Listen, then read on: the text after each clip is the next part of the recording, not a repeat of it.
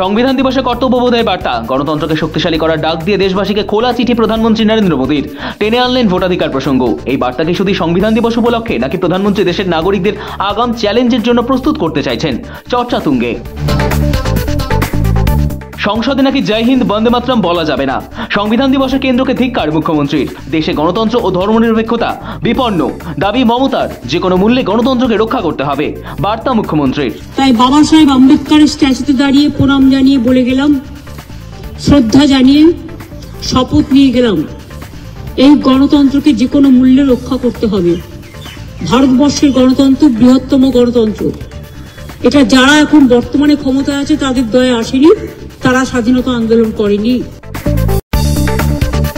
রাজ্যে এসআইআর এর কাজের জন্য আরো 3 আধিকারিককে নিযুক্ত করল নির্বাচন কমিশন। এসআইআর এর কাজ শেষ না হওয়া পর্যন্ত সিইও অফিসে নিযুক্ত থাকবেন তারা। কলকাতা পুলিশ কমিশনারকে চিঠি পাঠিয়ে কমিশন জানালো, সিইও দপ্তরে যে পর্যায়ে নিরাপত্তা থাকা উচিত ছিল তা অপ্রতুল, ফলে দপ্তরের কর্মীর নিরাপত্তায় ঝুঁকি রয়েছে। বাংলায় রাজনীতিতে যখন এসআইআর কে ঘিরে প্রতিদিনই তাপমাত্রা বাড়ছে, সেই সময় সুপ্রিম কোর্টে পা রাখল জাতীয় নির্বাচন কমিশন। শীর্ষ আদালতে গিয়ে বিস্ফোরক অভিযোগ তুলল কমিশন। জানালো, বিএলওদের ভয় দেখাচ্ছে রাজনৈতিক নেতারা। শীর্ষ আদালতে হলফনামা জমা কমিশনের। দরকারি খসড়া ভোটার তালিকা প্রকাশের সময়সীমা বাড়ানোর নির্দেশ দিতে পারে সুপ্রিম কোর্ট। বাংলা সহ একাধিক রাজ্যে এসআইআর নিয়ে নির্বাচন কমিশনকে মৌখিকভাবে জানিয়ে দিল দেশের শীর্ষ আদালত। সুপ্রিম কোর্টের এই মন্তব্য কমিশনের জন্য হুঁশিয়ারি বলেই মনে করা হচ্ছে। কমিশন যদি বাস্তব পরিস্থিতি না বুঝে তাড়াহুড়ো করে, তাহলে সুপ্রিম নজরে পড়তে পারে। পার্থ চট্টোপাধ্যায়ের জামিন বাতিলের হুঁশিয়ারি। ক্ষুব্ধ বিচারক বললেন, পচা শামুকে পা কাটবেন না। নিয়োগ দুর্নীতি মামলায় জামিনে প্রাক্তন শিক্ষামন্ত্রী, কিন্তু জেলমুক্ত থাকলেও পার্থর জামিন বাতিলের হুঁশিয়ারি বিচারকের। প্রাক্তন শিক্ষামন্ত্রীর আচরণে চরম ক্ষুব্ধ ব্যাংকশাল কোর্টের বিচারক। জ্যোতিপ্রিয় মল্লিকের জামিন খারিজ করতে তৎপর ইডি। কয়েক মাস আগেই জামিনে মুক্তি পেয়েছেন জ্যোতিপ্রিয় মল্লিক। এবার জামিন খারিজ করতে কলকাতা হাইকোর্টে দ্রুত শুনানির আর্জি ইডির। মামলায় দ্রুত সিদ্ধান্ত প্রয়োজন, আদালতে আবেদন কেন্দ্রীয় এজেন্সির। হাইকোর্টে ধাক্কা, সুপ্রিম কোর্টে মামলা দায়ের, শীর্ষ আদালতেও থাপ্পড়। অবশেষে ফাইলে সইয়ের সিদ্ধান্ত কেন্দ্রের।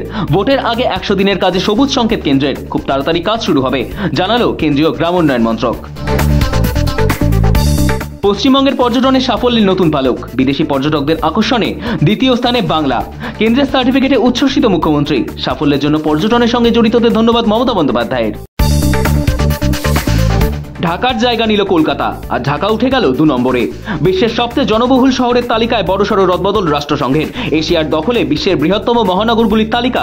শীর্ষ 10 জনবহুল শহরের মধ্যে 9টি এশিয়ার, ব্যতিক্রম কেবল মিশরের রাজধানী কায়রো। দক্ষিণবঙ্গে বাড়বে তাপমাত্রা, বৃষ্টির পূর্বাভাস।